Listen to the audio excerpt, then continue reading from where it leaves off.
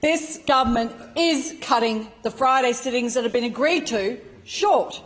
And I want to pick up the point about the gag motion of this government.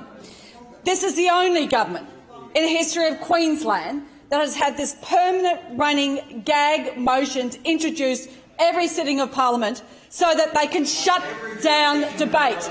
They are the only Queensland government to do it. They are the only Queensland parliament in the history to do it, and they have no shame. This parliament should be here on behalf of all Queenslanders, not just those who elected Labor members, but those who elected LNP members and other crossbenchers to speak on behalf of their constituents. To speak on behalf of their constituents, to raise issues on their behalf, without fear or favour, with the right upon this place to speak on behalf of the people.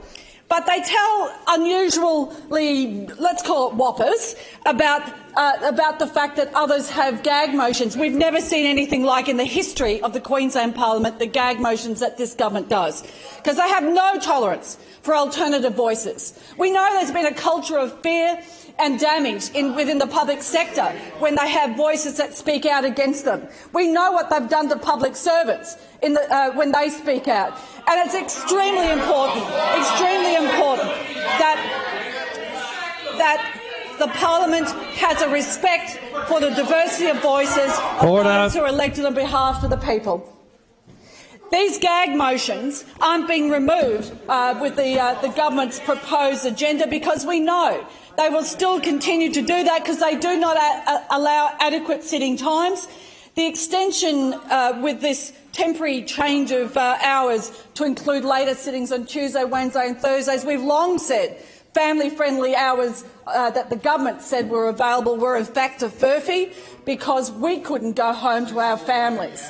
We couldn't go home to our families, and it was made sense to have longer sittings, at least till 9 or 10 o'clock at night, to enable business to be undertaken.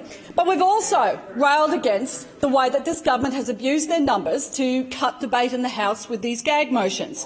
And now we've got this motion before the House where there'd only been an agreement recently for these sittings on Friday, and they want to pull up stumps at 1 o'clock. We've expressed a view that the sitting should keep to their schedule of the original proposal of a 6:30 rising on the Friday in order for people to get on with the business that's before them. Now, obviously, something's happened and the Labor members have gone and looked at their diaries and decided they don't want to be here on a Friday afternoon. Perhaps it's not comfortable listening to the issues of the day. Member for Glasshouse, Leader of the House, CC Corlin across the chamber, both of you, please. Member for Maroochydore. And we've heard no good argument as to why they've suddenly changed this in respect to the Friday afternoon. As my colleague, the member for Glasses, or it might have been the member for Kawana outlined, that you can't hit the road at 1 o'clock and make it back to the Sunshine Coast within a couple of hours on a Friday because of the amount of traffic. And there is another reason why we need a rail to Maroochydore. You need alternative transport in addition to our upgrades to the road. I want to see us work here in this parliament rather than this government shut down debate, rather than the way that they've shown contempt for people who want us to be able to have the opportunity to speak in this parliament. So to see this government come in and want to curtail debate, curtail opportunities for us to use those Friday afternoons that had only just recently been put into a motion and agreed to by this House, I think it's most unfortunate. But I want to continue to come back to this point. Why does this government persist with the gag motions? And there is no excuse that is defendable. I have heard no reason that stacks up because it's only Labor in Queensland that has perpetually done this every sitting week and running week and made it a standing part of procedures as opposed to an ad hoc procedure. They have no understanding of history because it's only this government that's done it systematically on a weekly basis, and the way that they've done And I tell you what's particularly galling is ministers of the Crown who have escaped on the scrutiny of consideration and detail in what we used to call the committee stage, where there's the consideration and detail and clauses. And many ministers never get asked questions on this because the gag motion comes down and suddenly all the clauses go through with the government amendments. And what do we see? Often we see only a few months later, so many of those amendments come back in because they've mucked them up.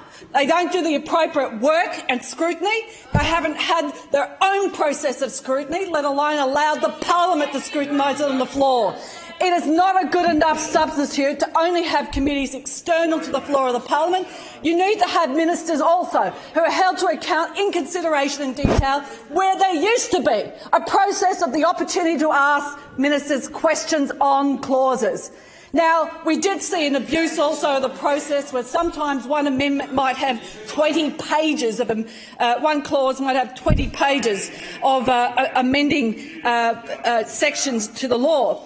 But this government's taken another step further to cut down on the ability to ask about individual clauses by these gag motions, by shoving things through, and that's why we will speak up for the opportunity to see some respect for the floor of the House restored, for the opportunities for debates not to be gagged, and the opportunity for consideration and detail to be restored, rather than ministers flippantly opposite. So it's our responsibility to manage the clock after they've gagged it. Gee, that's like getting kicked in the head and told it's your fault. They've really got a great way of respecting or disrespecting democracy. So it's time that we saw the gag motions that have systematically been applied by this government removed. Time that we saw an understanding that we actually work in this parliament and we have hours that allow us to do so, restore the hours that we've talked about for the Friday and the sitting hours during the week, so that we don't see any more of this abuse of power that the members opposite want to defend with gag motions and the removal of that critical place of consideration and detail. Member for Logan. I have no doubt that the ministers opposite wouldn't be able to handle being asked questions in consideration and detail. Their predecessors had to perform more in this section, but because of the way they've abused their power on the floor of the parliament and removed it essentially by the gag motion, which has perhaps flown under the radar of a lot of public scrutiny, is, I think, testament to the fact that we've got a lot of lightweights in the ministry, not like some of their predecessors who I may not have agreed with their philosophies back in the Govt days or even in the Beattie days, but they had a lot more ministers who are capable of doing their job, coming in here, taking the questions and fronting up, and certainly in consideration and detail, which was the detailed section of legislation, being able to answer questions. And quite frankly, the majority of ministers have never done that in consideration detail. They love the gag motion because it's an excuse to let them off the hook from scrutiny. Let's see a restoration of proper sitting hours.